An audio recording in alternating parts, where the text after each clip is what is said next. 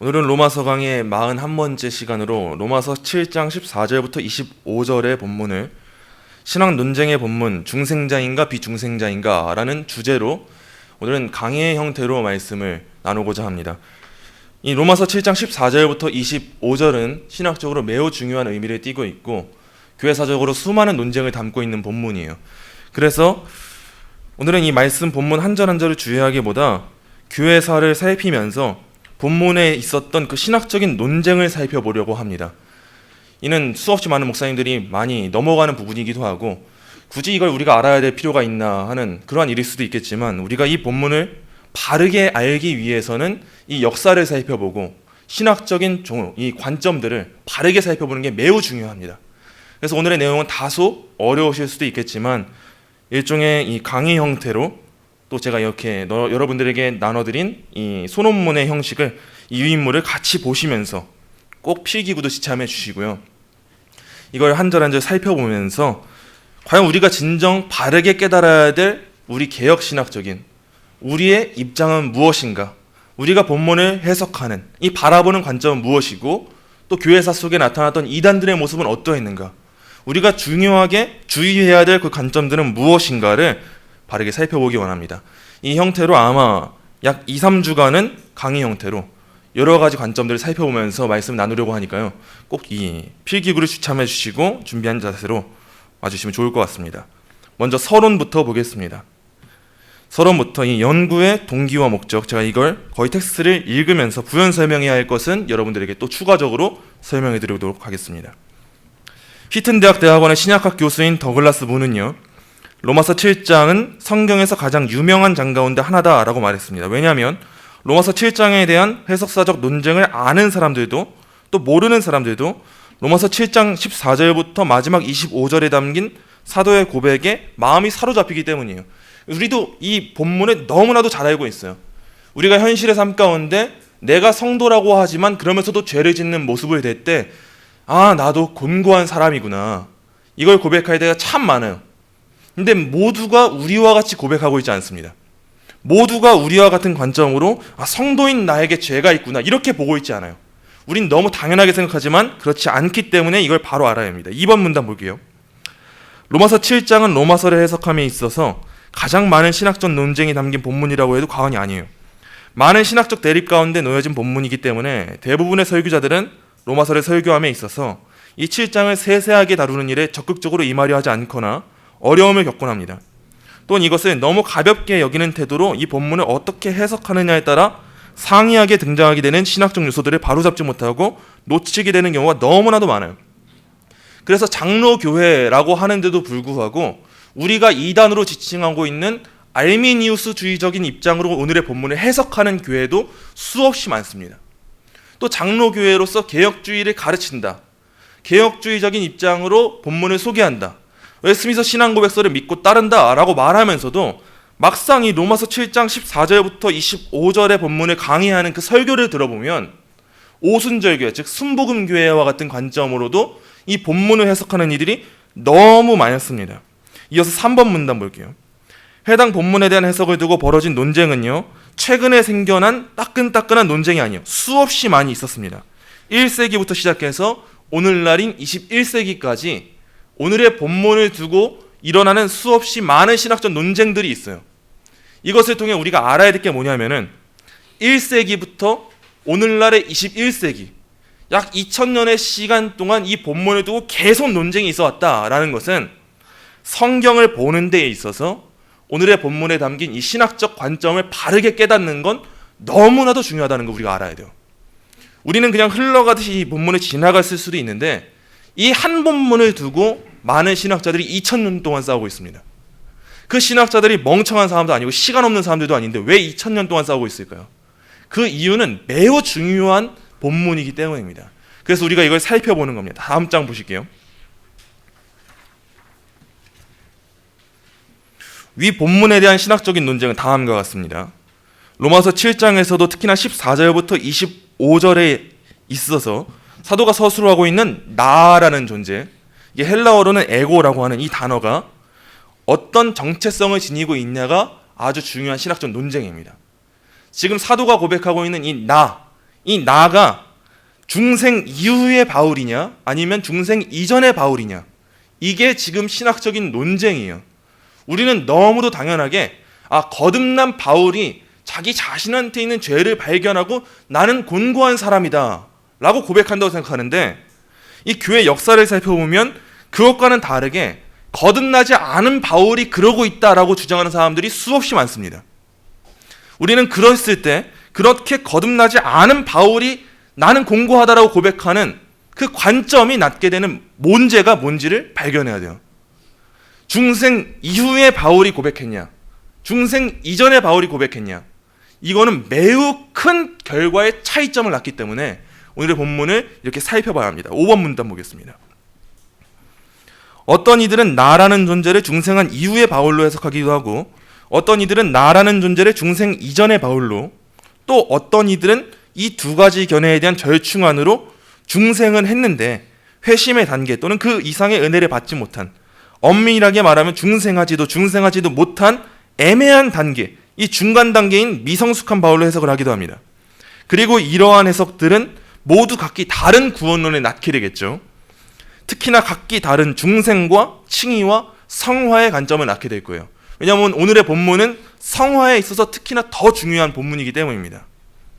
어떤 이들은 중생과 칭의와 성화라는 각각의 부분들이 상이하게 나타나게 되는 현상에 대해서 일부 교리가 다양하게 평가되어지는 것 정도는 우리가 폭넓게 이해할 수 있는 선에 놓여져 있다고 말하기도 해요.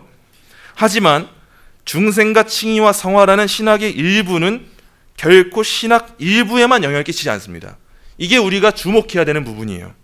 왜냐하면 신학이라는 것은 각각의 일부들이 유기적인 관계 속에 놓여져 있기 때문입니다. 그래서 오늘의 본문을 바라보는 관점에 있어서 각기 다른 상이한 구원론이 나오겠죠. 이 사람은 이렇게 해석도 하고 이 사람은 이렇게 해석도 하고 서로 다른 구원론을 지니고 평가하는 이들이 나타날 거예요. 이때 어떠한 사람들은 나타나서 우리 그 정도 다른 건 이해할 수 있지 않습니까? 이렇게 말할 수도 있습니다. 우리 수없이 많은 거 다 일치하는데 성화에 대해서만 다르지 않습니까? 우리 다 일치하는데 뭐 종말론만 다르지 않습니까? 우리 신학 다 똑같은데 교회론만 다르지 않나요?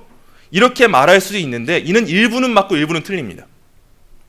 왜냐하면 신학이라는 것은 연결되어 있어요. 구원론이 달라진다? 그 순간 인간에 대한 죄의 관점이 달라질 수밖에 없어요. 구원론이 달라진다? 그 순간 하나님에 대한 관점이 달라질 수밖에 없는 거예요. 또한 계시에 대한 관점이 달라진다? 그러면 교회에 대해서 달라질 수밖에 없는 거예요. 이처럼 계시, 성경, 신론, 인간론, 기독론, 구원론, 교회론, 종말론, 이 모든 것은 다 연결되어 있기 때문에 오늘의 본문을 두고 누군가는 중생 이전의 바울이다라고 하면 그 사람이 이 부분만 우리와 다른 관점이 되는 것이 아니고 신학 전반에 있어서 우리와 다른 관점을 가질 수밖에 없는 겁니다. 그래서 오늘의 본문을 어떻게 보냐가 우리에게 매우 중요한 거예요. 7번 문단을 보시면, 그러므로 우리는 로마서를 살피고 이를 강해함에 있어서 이 본문을 놓고 벌어진 신학 논쟁을 결코 짚고 넘어가지 않을 수 없다. 이 본문을 어떻게 해석하느냐에 따라 우리가 갖게 되는 신학적 고백이 달라지게 되고, 우리의 신학적 고백이 달라질 때 그것은 우리의 신앙에도 영향을 미치게 되기 때문이에요. 앞으로 살펴야 될 로마서의 내용도 우리는 아직 한참이나 많아요. 그리고 이것만 살펴봐도 한참 많은 시간이 걸리겠는데 굳이 이 강해를 잠깐 덮어두고 제가 이렇게 어려운 신학 논쟁을 여러분들한테 설명드리는 이유는 이 본문에 등장하는 나라는 존재가 누군지를 확실하게 안 밝히면 이후에 이어지는 말씀들에 대해서도 우리는 다르게 해석하게 되고 이전에 들었던 말씀들에 대해서도 다르게 해석하는 꼴이 되기 때문입니다. 그래서 굳이 이 바쁜 시간을 할애해서 굳이 잠깐 멈춰두고 이렇게 신학적인 내용을 다루는 이유는 이 본문에 담긴 신학 논쟁을 살펴보는 게 너무나 중요하기 때문이구나라는 걸 여러분들이 꼭 아시고 집중하는 자세로 이 논쟁을 살펴보는 데 임해주셨으면 좋겠습니다. 8번 문단, 연구의 방법을 보겠습니다. 그런 점에 있어서 이 본문을 중심으로 하는 신학적 논쟁을 살펴볼 때 어느 한 개인의 해석을 중심으로 이를 다루기보다 보수적인 관점에서의 여러 주석들과 교수님들의 논문, 그리고 개혁주의 신학교에서의 학위 논문들을 살펴보면서 개혁주의 신학과 신앙고백서에 기반하여서 교회사 속에 등장하는 신학적 관점들을 살펴보고 그걸 반박하면서 우리가 가져야 될 관점들을 살펴보게 될 거예요. 너무 중요한 문제이기 때문에 제가 제 개인의 해석을 여러분들에게 이렇게 전달을 해드리는 게 아닙니다. 아주 보수적인 입장에서 여러 서적들과 논문들 이걸 다 참고해서 그대로 각주까지 담았어요. 이것들을 다 종합해서 여러분들에게 전해드린다는 거 말씀드리겠습니다. 9번 문단입니다. 탁월한 신약학자이자 주석가인 미국 칼빈 신학교의 신약학 교수였던 윌리엄 핸드릭슨이라는 사람이 있어요. 이 사람은 자신의 로마서 주석에서 로마서 7장 14절부터 25절의 본문을 주의하면서 다음과 같이 서술했습니다. 로마서 7장 14절부터 25절과 관련하여 다음의 질문에 대답해야만 한다. 여기서 묘사된 사람은 누구인가? 그는 첫째, 회심하지 않은 사람, 즉 회심하기 이전의 바울 자신이거나 그리스도를 영접하지 않은 유대인과 같은 어떤 중생하지 않은 사람인가? 둘째, 성숙하지 못한 신자인가? 중간 단계인가를 묻는 거예요. 셋째, 신자인 바울 자신, 나아가 신자 일반인가? 우리 또한 이 구조를 따라서 본문을 연구할 건데요. 본문에 등장하는 나라는 존재를 회심하지 않은 사람, 즉 비중생자로 보는 견해에서도 다양한 견해들이 존재하겠지만 우린 특별히 이 견해에서도 대표적으로 알미니우스주의를 중점적으로 살펴볼 것입니다. 이게 오늘 살펴볼 내용이에요. 또한 본문에 등장하는 나라는 존재를 중생자와 비중생자의 그 중간 어디쯤, 즉 성숙하지 못한 신자, 이 정도로 보는 절충된 견해도 다양하게 존재하는데요. 하지만 우리는 이를 대표하여서 대표적으로 로이드 존스 목사님의 견해를 중점적으로 살펴보려고 합니다. 그리고 마지막에 있어서 본문에 등장하는 나라는 존재를 중생자로, 거듭난 사람으로, 더 나아가 신자의 일반적인 모습으로 보는 견해에서도 다양한 견해들이 존재하지만 우린 이를 개혁파적인 입장이 입각한 관점에서 어떻게 다뤄야 하는지 이것을 중점적으로 살펴보겠습니다. 총 3가지를 살펴볼 겁니다. 비중생자로 보는 견해에 있어서 알미니우스주의, 비중생자도 아니고 중생자도 아닌 이 중간 단계로 보는 입장에 있어서 로이드 존스, 그리고 마지막 셋째로 중생자로 보는 우리 개혁주의적 입장은 어떠한가? 이것을 총 3가지로 살펴보겠습니다. 이제 먼저 첫 번째로 오늘은 알미니우스주의를 살펴볼 건데요. 본론을 보겠습니다. 11번 문단입니다. 대부분의 지석가들은 로마서의 절정을 8장으로 여깁니다. 그런 점에 있어서 우리가 로마서 7장을 살펴보는 것은 매우 중요한 일이라고 할 수 있죠. 연결되어 있으니까. 박윤선 박사님의 경우 로마서 7장을 자론이라고 칭했는데요. 그 이유는 신약과 구약을 통틀어서 나라는 말이 이렇게 많이 나온 장이 없기 때문입니다. 로마서 7장이 성경에서 나라는 말이 제일 많이 나옵니다. 우린 이 가운데 무엇을 보게 되냐면 성도의 나로 말미암은 넘어짐을 보게 됩니다. 분명히 나가 살아있는데 바울은 계속 넘어져요.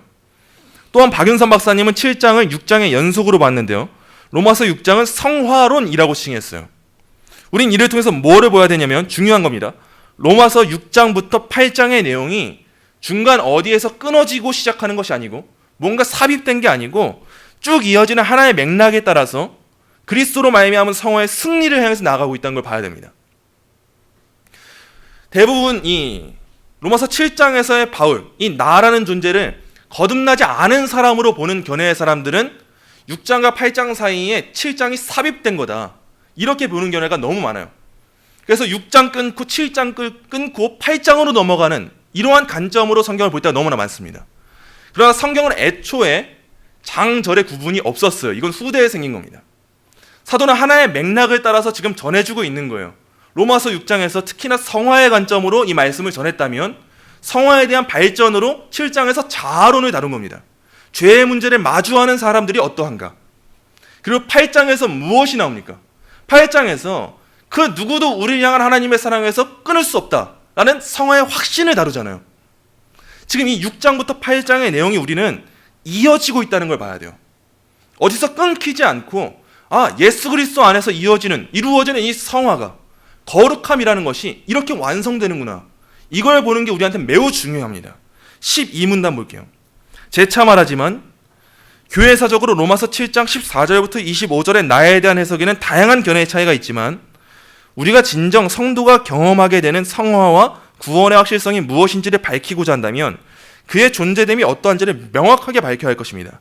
그렇다면 먼저 나를 비중생자로 보는 이 알미니우스주의의 견해, 먼저는 이 비중생자로 보는 견해부터 살펴보겠습니다.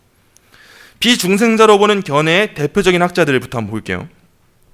대개 초대 교부들의 경우에는 로마서 7장 14절부터 25절의 날에 비중생자로 보는 견해를 지니곤 했어요. 또 여기에 어려운 이름들이 있지만 잘 알려진 신학자들의 경우에는 루돌프 볼트만, 귄터 보름캄, 헤르만 리델보스, 헤르만 훅세마라는 이 신학자들이 있습니다.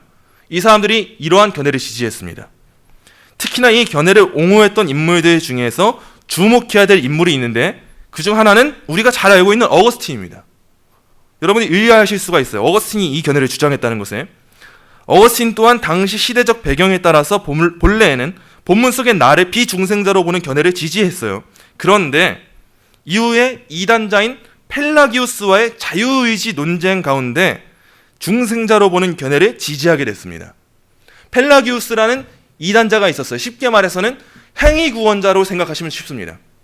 인간의 자유로운 의지가 있기 때문에 스스로 하나님을 택하고 선을 행할 수 있는 존재가 인간이다라는 이단이 나왔을 때 어거스틴이라는 초대 교부가 그와 맞서 싸웠어요. 그러면서 어거스틴이 자기의 견해를 바꾼 거예요. 원래는 로마서 7장에 나타난 나가 이 에고라는 존재가 비중생자다라고 당시에 통념되고 있다는 입장을 따랐는데 펠라기우스와 논쟁하다 보니까 말씀을 찾다 보니까 그의 입장이 바뀌게 된 겁니다. 아, 우리의 존재가 결코 그러할 수 없겠구나. 그리고 이후에 자기 자신이 본문 속 나를 중생자로 보게 된 이유에 대해서 다음과 같이 서술했습니다. 우리가 율법은 신령한 줄 알거니와 나는 육신에 속하여 죄에 팔렸도다 라고 사도가 말할 때 나는 이것을 어떤 식으로든 사도가 자기 자신의 이름으로 말한 것으로 이해하려고 하지 않았다. 이는 그가 이미 신령하기 때문이었다. 그래서 아직 은혜 아래 있지 않기 때문에 율법의 지배를 받는 한 사람에 대한 언급으로 이해했으나 나중에 하나님의 말씀에 대해 크게 권위 있는 수명의 해석자들의 글을 읽고 난 후 나는 이 낱말들을 더욱 조심스럽게 고찰했다. 그리고 이 낱말들이 사도 자신에 대한 언급으로 이해될 수도 있다고 하는 것을 알게 되었다. 여기서 우리가 주목해야 될 것은 이 어거스틴이라는 사람이 성경을 이해하는 자세예요. 이 어거스틴이 비중생자로 바울을 보고 있다가 중생자로 보게 될 때는 과정이 있었는데 어떤 방식을 따랐냐? 권위 있는 수명의 학자들의 글을 읽었습니다. 그리고 나서 이 말씀을 조심스럽게 고찰했어요. 여기서 우리가 배워야 될 게 뭐냐면 이 시대를 살아가는 우리 그리스도인들이 성경을 해석할 때는 권위 있는 신앙 고백서와 신조와 같은 교리문답서와 같은 이러한 글들을 먼저 참고해야 되는 거예요. 성경으로부터 도출된 신앙 고백서가 있지 않습니까? 이 신앙 고백서를 통해서 우리는 성경을 다시 봐야 되는 겁니다. 이 성경이라는 부분만 본다면 우리는 오류를 낳게 되겠지만 신앙 고백서는 전체적인 맥락을 그려주고 있어요. 그래서 숲을 보여주는 겁니다. 성경을 어떻게 읽어야 되는지의 이정표예요. 그래서 어거스틴이 수명의 권위 있는 학자들의 글을 읽고 조심스럽게 말씀을 고찰한 것처럼 우리는 본문을 바르게 해석하기 위해서 권위 있는 신앙 고백서를 읽고 조심스럽게 기도하고 묵상하는 자세로 말씀을 대해야 되는 거예요. 우린 이걸 배워야 됩니다. 또 어거스틴의 대단한 점은 뭐냐면요, 보통의 사람들이 자기 견해를 바꾸기가 쉽지가 않습니다. 특히나 어거스틴만큼이나 인정받고 있었던 그 탁월한 초대 교부가 자신의 이 견해를 바꾸는 건 쉽지가 않은데 그러니 말씀의 권위 앞에 엎드린 거예요.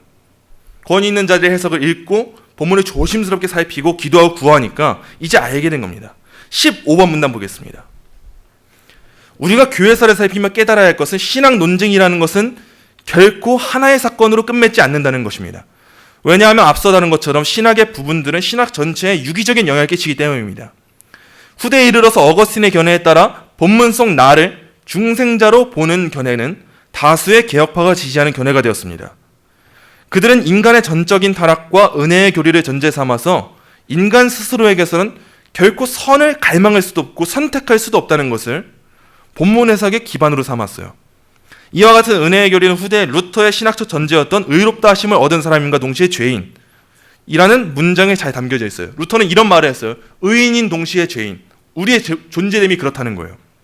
그러나 이것에 반해서 은혜의 교리에서 벗어나 인간의 자유로운 의지와 가능성을 주장한 펠라기우스를 통해서 파생된 펠라기우스주의가 있습니다. 이것과 그 후대에 또 반펠라기우스주의, 여기서 이 반은 반대할 때 반자가 아니고 반반자입니다. 절반, 세미라는 뜻이에요. 이 반펠라기우스주의는 후대에 이르러서 알미니우스주의가 되었고요. 또한 자유주의가 되었습니다. 이렇게 신학적 입장은 계승이 돼요. 하나의 사건에서 끝맺지 않아요. 어거스틴과 펠라기우스와의 논쟁이 있었다면 여기서만 사건이 끝난다고 생각하면 안 됩니다. 신학적 논쟁이 있으면 항상 그것이 계승이 돼요. 이 어거스틴으로부터 계승된 학파가 우리 개혁파예요. 그리고 펠라기우스로부터 누가 나오냐? 반펠라기우스가 나옵니다. 또 이 반펠라기우스와 펠라기우스로부터 알미니안주의가 나오고요. 또 후대에 자유주의 신학이 나와요. 이처럼 아주 작은 하나의 문제 같은 일이 후대에는 아주 암덩어리 같은 큰 일을 만들게 됩니다.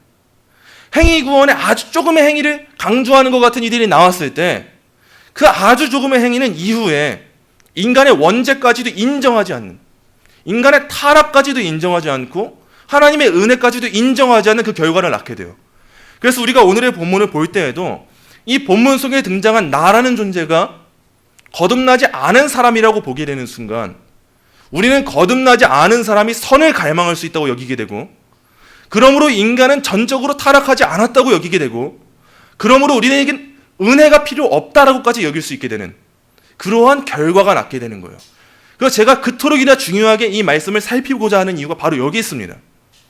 우리가 성경을 어떻게 보냐, 여기에서 이후의 신학이 또 다르게 바뀌게 되고 더 커지게, 암덩어리 존재들이 더 커지게 돼요.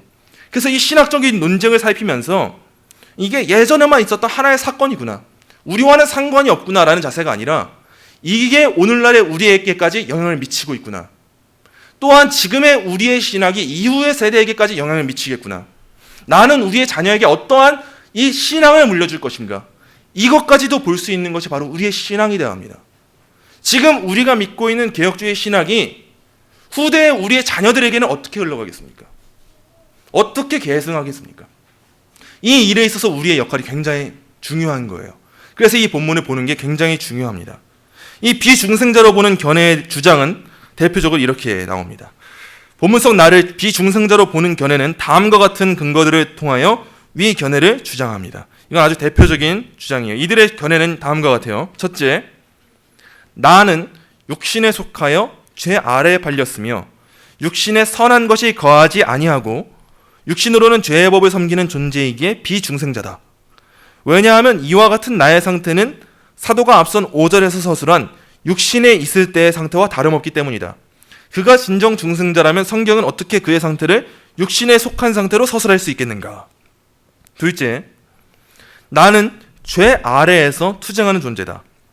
또한 그 투쟁은 15절부터 20절에 나오는 바와 같이 성공하지 못하는 투쟁이다. 본문의 나는 죄의 법에 자기 자신을 사로잡힌 자다. 그러나 죄에 대하여 죽은 우리가 어찌 그 가운데 더 살리요? 우리가 알거니와 우리의 옛사람이 예수와 함께 십자가에 못 박힌 것은 죄의 몸이 죽어 다시는 우리가 죄에게 종노릇 하지 아니하려 함이니 죄로부터 해방되어 의에게 종이 되었느니라 라는 말씀들을 살펴볼 때 과연 나를 중생자로 볼 수 있겠는가?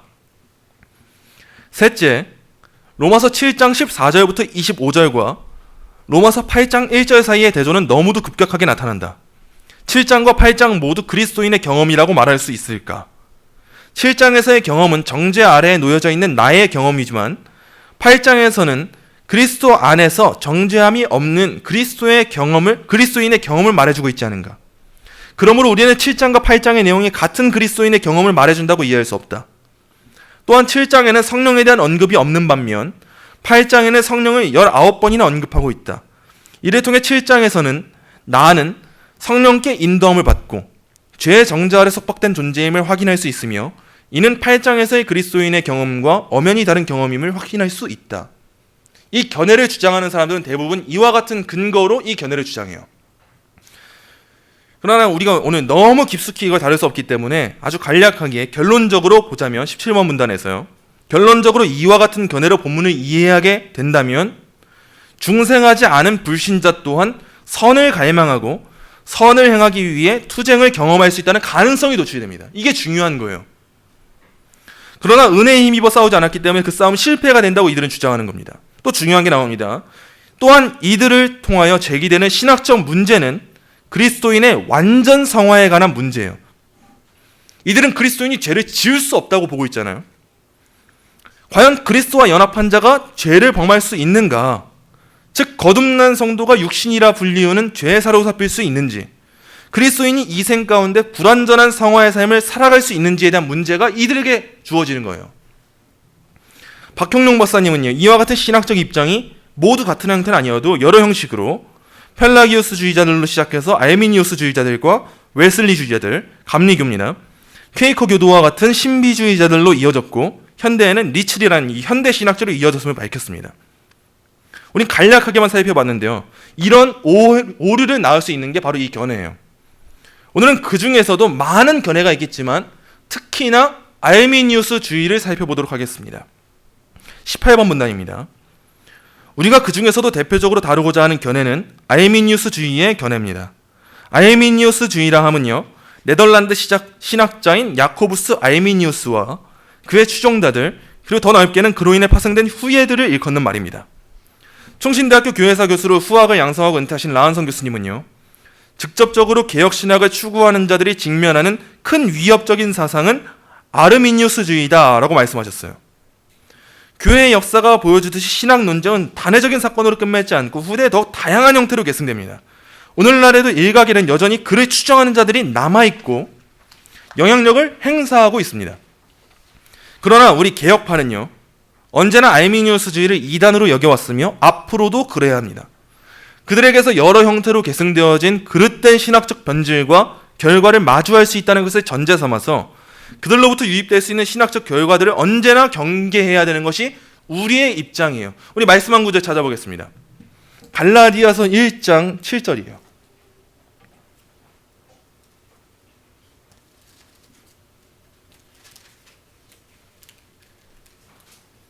갈라디아서 1장 7절입니다.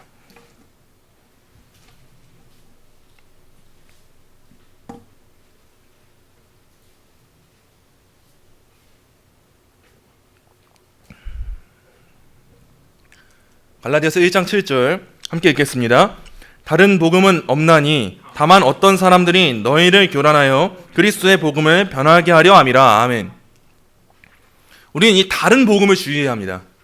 이 다른 복음이라는 걸 생각할 때 항상 대부분의 그리스도인들이 아주 추상적으로만 생각하는 경향이 있습니다. 이 다른 복음이라고 하면 확연하게 다른, 확연하게 이단적이고 사이비적인 그 가르침들을 떠올리곤 해요. 그런데 우리가 주의해야 될 진정한 다른 복음은요, 사실 더 교묘한 형태로 우리에게 찾아와요. 전 절대 이 시대의 다른 복음이 대놓고 우리와 다른 가르침으로 찾아온다고 생각하지 않습니다. 그리고 후대에도 다양하게 더 교묘하게 우리 안에서 일어날 것이라고 봅니다. 왜냐하면 이게 교회 역사 속에 나타난 형식이었고 진짜였고 진리였기 때문이에요. 다른 복음은 언제나 교회 밖에서보다 교회 안에서 발생했고 교회 안에서의 분란을 만들었어요. 그래서 교회 안에서의 분열을 만들었습니다. 마찬가지로 오늘날에 우리가 주의해야 할 것도 바로 이 다른 복음인데, 이 다른 복음은 절대 우리와 연관 없는 곳에서 나오지 않는다는 걸 여러분들이 깨어있고 발견할 줄 알아야 합니다. 우리는 장로교와 지금 알미니우스주의와의 논쟁을 보고 있고 또 오순절주의와의 논쟁을 보고 있고 이런 논쟁들을 보고 있는데, 사실 우리가 직접적으로 맞닥뜨리는 문제들은 대부분 장로교 안에서 일어납니다. 대부분 개혁파 교회 안에서 일어나요. 대부분 우리 교회 안에서 일어날 거예요. 다른 복음은 대놓고 저 다른 복음입니다 하고 찾아오지 않아요. 아주 비슷한 모습을 우리에게 찾아올 거예요. 대부분의 경우 우리의 신학과 일치하는 모습으로 찾아올 거예요. 또한 그들도 똑같이 우리처럼 바울을 중생자로 보면서 찾아올 수도 있어요. 그러나 그들은 아주 교묘하게 우리를 속이려고 할 거예요. 그때 우리가 어떻게 그들을 판단하겠습니까? 오늘날에도 수없이 많은 교회들이 이 다른 복음에 휩싸이곤 해요. 또 대표적으로 종교다원주의와 같은 문제를 들 수 있습니다. 말만 놓고 보자면 참 좋아요. 왜 우리 기독교가 그렇게 많이 WCC에 열광하겠습니까? 우린 너무 단순하게 종교다원주의 안 돼, 우리 손잡으면 안 돼, 이렇게 생각할 수만 있는 문제인데 왜 수없이 많은 교단의 원로들과 신학자들이 그들과 손잡고 있겠습니까? 아니, 우리가 그들보다 많이 알지도 못하는데 그들이 왜 그럴까요? 그것이 아주 교묘하기 때문이에요. 그들이 손잡는 이유는 하나예요. 선교입니다. 복음 전파예요. 하나님의 말씀을 전하려고 하는 거예요. 그들의 동기와 목적이 다른 데 있지 않아요. 대부분의 경우 나 하나님의 말씀을 전하고 싶습니다, 전해야만 합니다, 이렇게 다가가는 게 대부분의 경우예요. WCC, 또 WEA 수많은 것들이 있어요. 세계 선교 협의회 너무 많아요. 근데 대부분의 기독교가 그들과 손잡는 이유는 복음 전하려고 하는 거예요. 근데 복음 전하려고 하다 보니까 어떻게 되냐?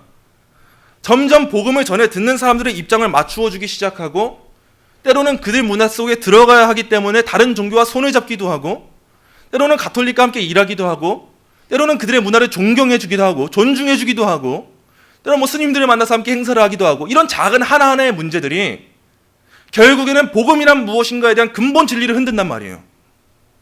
그들 또한 바른 동기를 가지고 시작했을지 모릅니다. 그들 또한 개혁파적인 신학의 입장을 가지고 시작했을지도 몰라요. 근데 그 작은 하나의 문제가 신학적인 암덩어리를 만들어버리는 거예요. 교회를 망가뜨려버리는 거예요. 분열시켜버리는 거예요. 그렇기 때문에 우리는 이 다른 복음이라는 개념을 결코 추상적인 개념으로 생각해서 안 됩니다. 내 안에 하나님의 말씀을 최종적인 권위로 삼지 않는 모습이 있다면 그것이 다른 복음일 수 있는 거예요.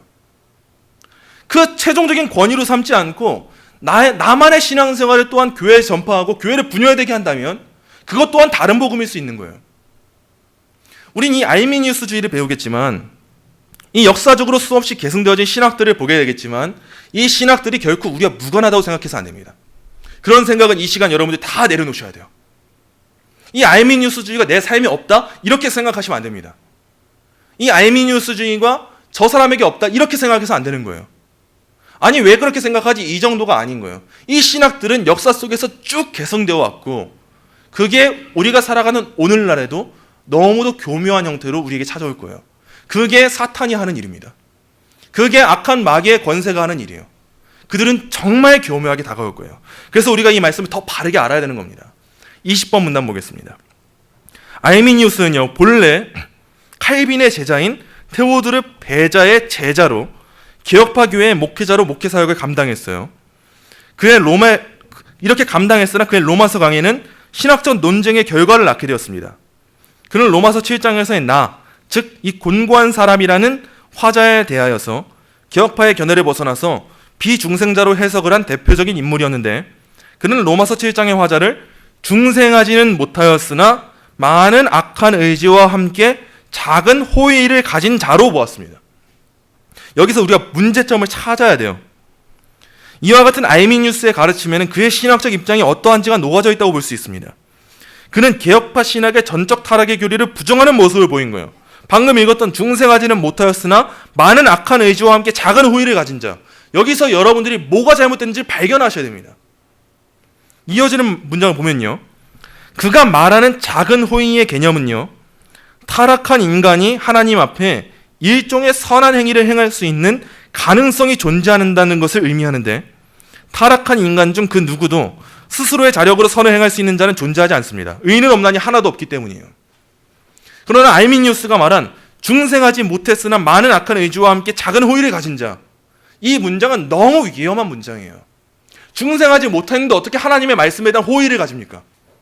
어떻게 그 선에 갈망하는 마음을 가지냔 말이에요. 이걸 우리가 흘러 지나가는 말이라도 인정하게 되면 우리 안에 다른 복음이 꼽히는 거예요. 21번 문단입니다.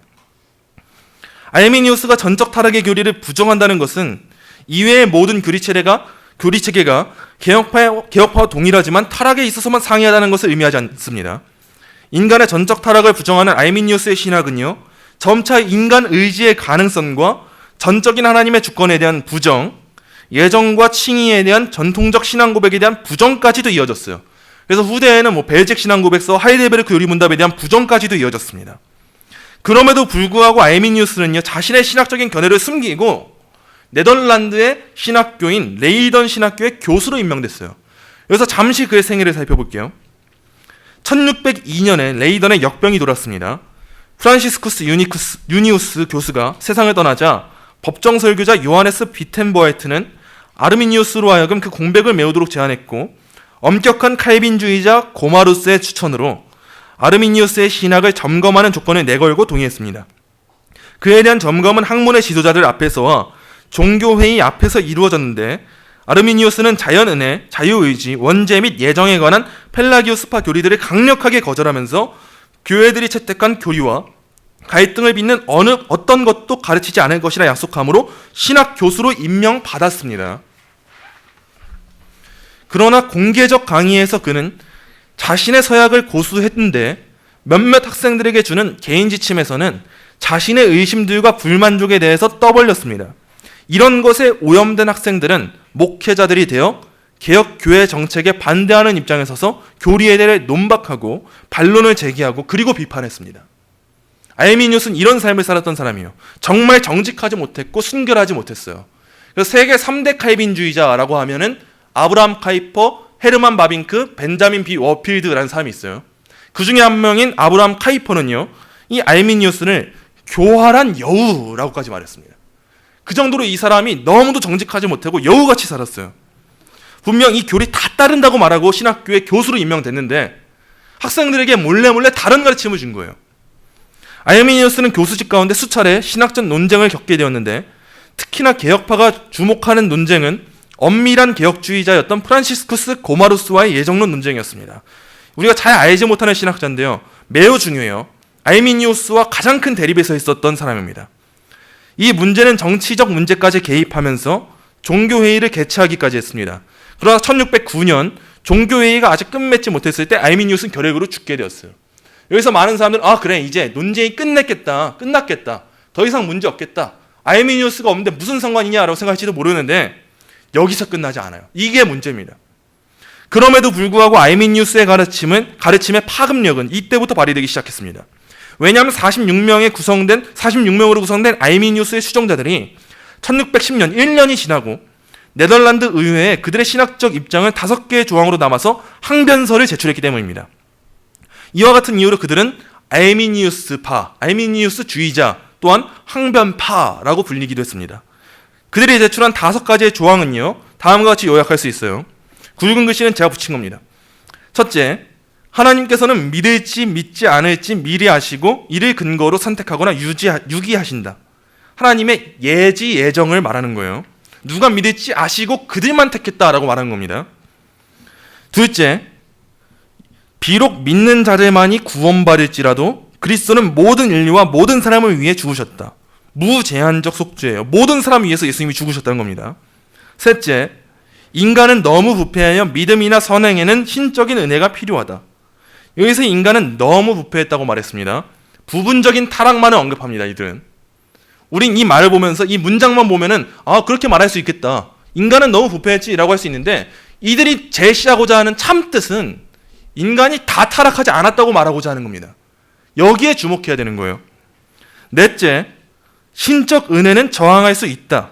가항력적 은혜를 말합니다.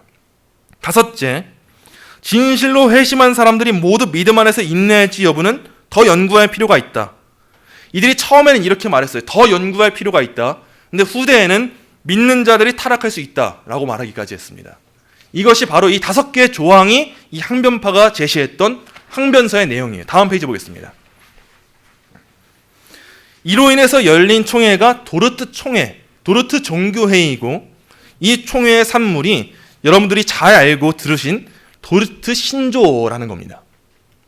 주로 신조어라고 불리는 것들은 이단 논쟁에 있어서 생기게 됩니다. 총회는 만장일치로 항변파의 5개 조항을 정죄했고 이에 반박하면서 그들의 오류를 밝힘과 동시에 바른 교리 체계를 담은 성경적 조항을 5가지의 주제를 중점적으로 작성하고 공표했어요. 우린 이를 가리켜서 뭐라고 하냐면 칼빈주의 5대 교리, 칼빈주의 5대 강령 또는 각 조항, 맨 밑에 보시면 5가지 조항이 나오는데요. 이 조항의 영어 첫 번째 스펠링을 엮어서 튤립 교리라고 말하기도 합니다. 도르트 총회 의장이자 설교자였던 요하네스 보거만은요, 이 도르트 신조를 발표하기 전에 설교단에 올라서 다음과 같이 기도했습니다. 오 자비로우신 주님, 방황하는 자들이 다시 주님께 돌이키게 하여 주시옵소서. 우리의 강팍한 마음을 구부리시고 부드럽게 하사 그들이 당신께서 내미신 손을 알고 힘껏 잡게 하시고 당신과 화평을 이루며 더 이상 진리를 대적하지 않게 하여 주시옵소서. 흩어진 자들을 다시 하나로 모아주시고 상처를 치유하여 주시옵소서. 넘어진 자들을 일으켜 주시고 강하게 하여 주시옵소서. 죽은 자들을 소생케 하여 주소서. 우리 가운데 있는 분열을 다시 돌이켜 주시고 사탄을 물리쳐 주소서. 우린 모든 사람들의 마음에 휴식을 주셔서 당신의 백성들이 연합하여 주님께 경배하게 하소서. 하늘에 있는 천사들과 땅에 있는 인류가 두려운 마음으로 그리고 우리의 언어로 하나님께 찬양을 올리게 하소서. 주님은 우리에게 소망이시며 평화이시고 구원이십니다. 당신의 독생자이신 예수 그리스도께서는 당신과 성령님과 함께 영원히 사시며 통치하십니다. 아멘. 여러분, 우리는 이걸 알아야 됩니다. 이 신조라는 것은요, 엄격하나 자비하고 냉철하나 따뜻합니다. 우리 이 신앙 고백서 교리라는 것을 떠올릴 때 항상 언제나 그건 차갑고 머리로만 아는 것 아닙니까? 그건 사람들을 정죄하기 위한 도구 아닙니까? 라는 수많은 오류들, 이 오해들을 마주할 때가 있어요. 근데 방금 전에 이 기도문을 보면요, 절대 그런 생각을 가질 수가 없습니다. 이 신조는요, 신앙을 바로 세우고자 하는 일이에요. 이 일에는 언제나 긍휼한 마음과 사랑과 기도하는 자세가 따라야 됩니다. 이건 분명한 일이에요. 이 신조를 세우는 목적은요, 다른 것이 아니에요. 정죄하기 위함이 아니에요. 헤어지기 위함이 아니에요. 분열되게 하기 위함이 아니에요. 함께 하나 되기 위함입니다. 이 도르트 총회에서 도르트 신조를 발표하는 이때까지도 이들이 함께 돌이켜서 하나 되기를 소망했어요. 함께 하나의 교회로 모여서 함께 신앙을 가지길 소망했어요. 그러나 그들이 거부한 겁니다. 그렇게 해서 생겨난 게 바로 이 도르트 신조예요. 복음원의 이 기도 이후에 신조는 공표됐습니다. 도르트 신조가 공표한 칼빈주의 5대 규례는 다음과 같아요. 첫째, 전적 타락. 둘째, 무조건적 선택. 하나님 어떤 조건을 보시고 선택한 게 아니란 겁니다. 셋째, 제한 속죄. 넷째, 불가항력적 은혜. 다섯째, 성도의 견인. 그들의 것을 반박하면서 이렇게 5개의 조항을 제정한 거예요. 다음 페이지 보시겠습니다. 도르트 신조는 아르미니우스주의자들의 인간 중심적 성경 해석과 신앙을 반박하면서 하나님의 절대 주권을 강조했습니다. 왜냐하면 그것이야말로 참된 신앙의 중심 사상이며 근본 원리이기 때문입니다. 우리 언제나 이 하나님의 주권을 강조해야 돼요. 28번 문단이에요. 도르트 신조 3, 4장은 이 3, 4장의 3항은 아르미니우스가 로마서 7장의 날에 부분적으로 타락해 하나님의 절대적인 예정이 아닌 조건적인 선택 아래에 놓인, 중생하지는 못했으나 그럼에도 불구하고 어느 정도의 선을 추구하고 어느 정도의 자유의지를 지니고 있는 바울로 본 그 견해에 반박하면서 이렇게 고백합니다. 따라서 모든 인간은 죄 속에서 잉태되어 본질상 진노의 자식으로서 선행을 할 수 없고 죄악에 빠져서 죄 가운데 죽을 수밖에 없는 노예가 되었다. 그러므로 성령의 중생하는 은혜가 없이는 하나님께로 올 수도 없고 하나님께로 오려고 하지도 않으며 그 죄악에서 새롭게 될 수도 없다는 것이다. 이게 우리가 보는 인간론이에요. 이게 우리가 신학의 전제 삼아야 될 인간관입니다.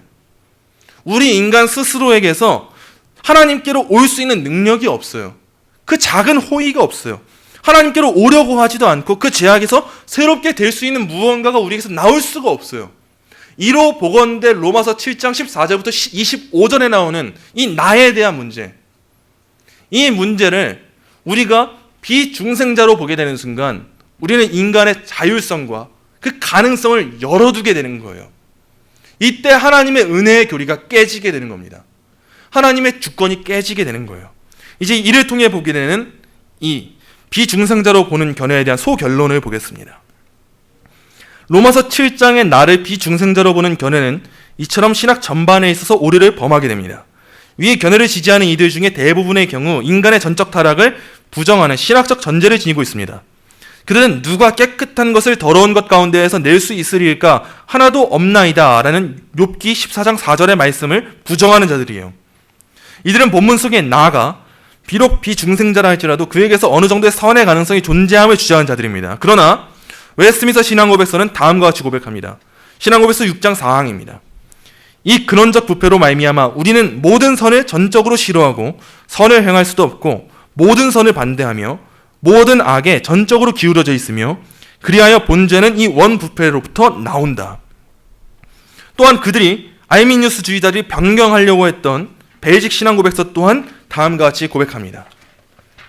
벨직 신앙고백서 제14장입니다. 인간은 영광된 위치에 있었음에도 그것을 깨닫지 못했을 뿐만 아니라 인간의 존귀함을 알지 못하여 자신을 스스로 사악된 죄악에 던져서 결국은 사단의 유혹에 넘어져 죽음과 저주의 상태에 빠졌음을 볼 수 있다. 왜냐하면 인간은 그가 받았던 생명의 계명들을 범했기 때문에 죄로 인해 참 생명이신 하나님께로부터 멀어졌고 따라서 인간은 전적으로 부패해졌기 때문이다. 이렇게 되므로 인간은 육체적으로나 영적으로 죽을 수밖에 없게 되었다. 인간이 모든 면에서 악해지고 잘못되어 부패함으로 하나님께로부터 받았던 그 놀라운 은혜들을 다 잃어버리고 그 중에 지극히 작은 부분만 남게 되었는데, 그러나 그것으로 인해 인간이 변명할 수는 없다. 따라서 우리는 인간의 자유의지에 관하여 이 가르침과 모순되는 것을 배격하는 바인데, 왜냐하면 인간은 죄의 노예일 뿐이며 하늘에서 주신 바 아니면 사람이 아무것도 받을 수 없기 때문이다. 자기 스스로 선을 행할 수 있다고 자랑할 수 있는 사람은 결코 있을 수 없는데, 왜냐하면 예수께서는 아버지께서 이끌지 아니하면 아무라도 내게 올 수 없다고 하셨기 때문이다. 그 누가 자기 자신의 의지를 자랑할 수 있으며 육신의 생각은 하나님과 원수임을 깨달을 수 있겠는가? 그 누가 자기 자신의 지식을 자랑할 수 있겠는가? 왜냐하면 성경은 육신에 속한 사람은 하나님의 성령의 사역을 받을 수 없다고 말씀하기 때문이다. 이게 신앙 고백서들이 고백하고 있는 내용이에요. 이를 통해서 우리가 성경을 봐야 되는 겁니다. 신앙 고백서의 고백과 같이 인간의 전적인 타락을 인정하지 않고 인간의 구원을 논한다면요, 그 구원은 결국 은혜의 구원이 될 수 없습니다. 왜냐하면 결국 그러한 구원은 구원의 공로를 인간에게 돌리기 때문이에요. 그런 점에 있어서 본문 속의 나를 비중생자로 보는 알미니우스 주의자들은 은혜를 주장한다 하면서도 공로주의적 구원을 논하는 이 오류를 낳게 됩니다. 이는 성도가 받게 되는 칭의를 비롯한 구원론 전반에 영향을 끼치게 되는 거예요. 또한 그들은 본문 속에 나아가 죄에 넘어지고 있기도 하지만 죄와 투쟁하고 있다는 것을 주목하지 못해요. 그들은 이 투쟁이 성공하지 못하는 투쟁이라고 단정짓지만 우리 주 예수 그리스도로 말미암아 하나님께 감사하게 되는 참된 승리를 향한 여정을 바로 알지 못합니다. 또한 6장 12절, 13절, 19절 이 권면은 성도의 이생에서의 삶은 지속적인 투쟁의 삶임을 암시하고 있다는 것을 그들은 놓치고 있어요. 여기 나오는 증거 구절들은 여러분들이 댁에서 다시 한번 읽어보십시오. 그들의 이해와 달리 로마서 7장 14절부터 25절의 말씀은 중생자의 이생에서의 투쟁을 보여주고 있음을 주목해야 한다. 사도는 빌립보서 3장 10절부터 14절에서 다음과 같이 서술합니다. 이 10절부터 14절의 말씀 저 한 절 여러분들 한 절 교독해서 읽겠습니다. 내가 그리스도와 그 부활의 권능과 그 고난에 참여함을 알고자 하여 그의 죽으심을 본받아 내가 이미 얻었다 함도 아니요 온전히 이루었다 함도 아니라 오직 내가 그리스도 예수께 잡힌 바 된 그것을 잡으려고 달려가노라.